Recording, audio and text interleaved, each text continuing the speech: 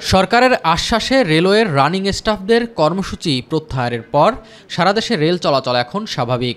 দীর্ঘ প্রায় ৩০ ঘন্টা বন্ধ থাকার পর ট্রেন চলাচলে স্বস্তি ফিরেছে যাত্রীদের মাঝে, যদিও শিডিউল বিপর্যয়ের কারণে কিছুটা ভোগান্তিতে পড়তে হয় তাদের। হ্যাঁ, শিডিউল তো অবশ্যই বিপর্যয় আছে।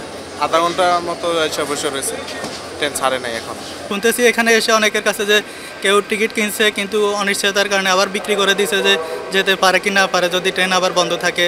যারাই আন্দোলন করবে আমি অনুরোধ করব জনভোগান্তি যেন সৃষ্টি না করে, আন্দোলন করুক, নির্দিষ্ট একটা সময় দিক এবং আগে জানাই দিক যে অমুক দিনে ট্রেন চলবে না। রাজধানীর কমলাপুর স্টেশন থেকে বুধবার ভোর 6:30 থেকে পুনরায় ট্রেন চলাচল শুরু হয়। স্টেশন ম্যানেজার জানান, প্রায় প্রতিটি যাত্রায় কিছুটা শিডিউল বিপর্যয় ঘটেছে।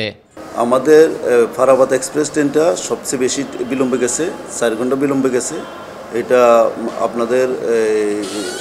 আপনারা জানেন, এটার গতকাল কফ ডে ছিল, আজকে এটা সার্ভিসিং ডে ছিল। সার্ভিসিং করি, ওয়াশপিট করি, তারপরে এই ট্রেনটা যাওয়ার কারণে এটার বেশি বিলম্ব হয়েছে। তিনি জানান, রানিং স্টাফদের কর্মবিরতির কারণে একদিনে কমলাপুর স্টেশনে লোকসান হয়েছে 1 কোটি টাকার বেশি।